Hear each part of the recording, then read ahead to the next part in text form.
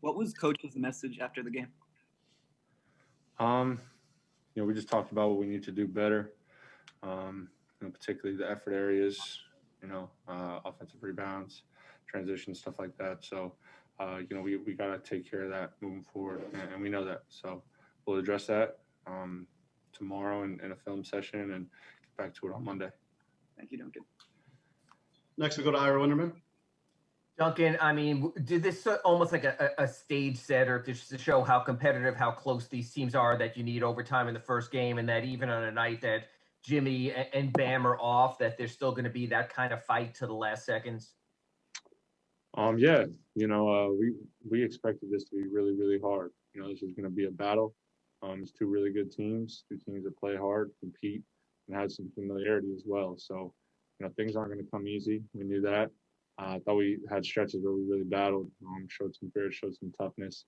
Obviously, down the stretch there, we weren't able to get it done, but there's definitely some things we're going to learn from and take away from this one and apply for the next one. And then just what a wild afternoon for yourself. You tie the franchise record with your 7 3-pointers. You get called for a flagrant in overtime. You then come back and make a three right after the flagrant. And then you're right there on Chris when he drains the game winner with 0.5 of a second to go. What was the roller coaster like for you personally? Thank you. Just focus on doing my job, defensively, being active, being in the right spots, competing on the ball, offensively, just being relentless, being aggressive, flying off the stuff, being hard to guard in that sense. In terms of the final possession, in that situation, you got to make somebody miss. So could have been better for sure. And I will be, learn from it. This obviously stings a lot, but, we got to have short-term memory, learn from it, but move forward.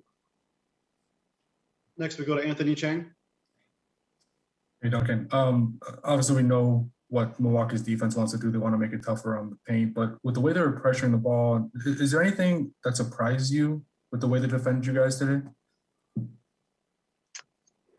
Some of the switching stuff, we hadn't seen, but nothing like overly surprising.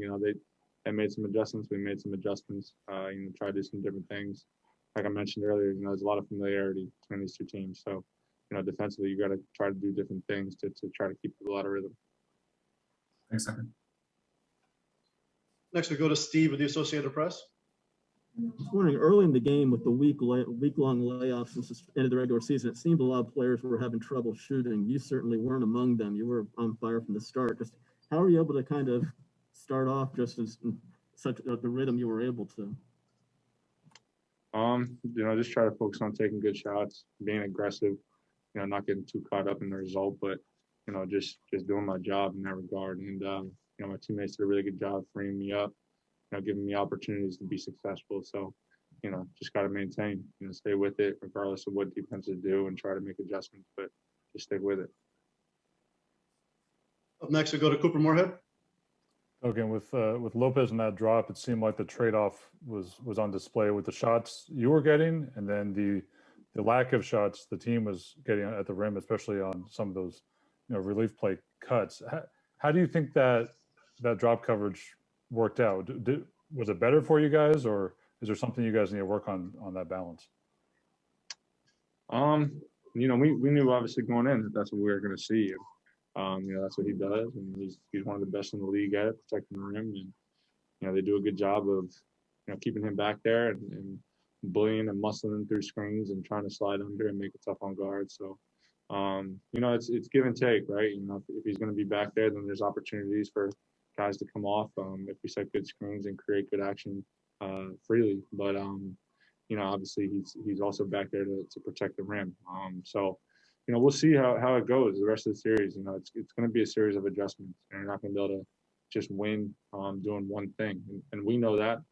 So that, requires us to adjust, adapt, and find a way to win. Including the last regular season game against them, you guys have taken 99 threes total against Milwaukee. Does that feel like what's going to be required? And what did you think of, on balance, the looks you were getting from three? I thought we got good ones tonight. We had stretches where they didn't go in, but like I said, you try not to get too caught up in the results in that respect. But you know, we know what they want to do, right? It's protect the paint and force those tough twos, and you know, go from there. So you know, it's going to be about adjustment. It's going to be about making shots as well. But you know, really at the end of the day, it's going to be about, can we stop them defensively? You know, be a little bit tougher on that end, rebounds, and do all those things. Thank you. Next, we go to Eli Adams with The Athletic. Hi, Duncan. Can you talk about Goran's performance tonight with 25 points? Oh yeah, G's a gamer. You know, we expect that from him. He's played in a lot of big games and tends to be at his best when the moment's the biggest. So, you know, we count on him, obviously. You know, we feel comfortable with the ball in his hands and, you know, making plays for others, and obviously being aggressive attacking. So expect more of that throughout the series. Next, we go to Yanni Torres with Tab Deportes, Puerto Rico. Hi, Duncan. How would you describe your game during the second half of the game? Sorry, can you ask that one more time? I'm sorry. How do you describe your game during the second half of the game? Oh, the game plan. Sorry. Yeah, you know, at halftime, you know, we needed to make some adjustments, mostly just in the effort areas. You know, try to win those 50-50. So we talked about that and thought we had stretches in the second half where we were better. You know, defensively, we just needed to continue to be really solid, be in gap, be disruptive, and then finish. You know, that was big. To finish possessions with a block out and a rebound. Next, we'll go to JC with La Guardia de la NBA, Puerto Rico. Hey, Duncan. Jimmy Butler and Bam only combined for 26 points tonight. Do you feel that the issue was more the offense, or that you guys could have do more on the defensive end?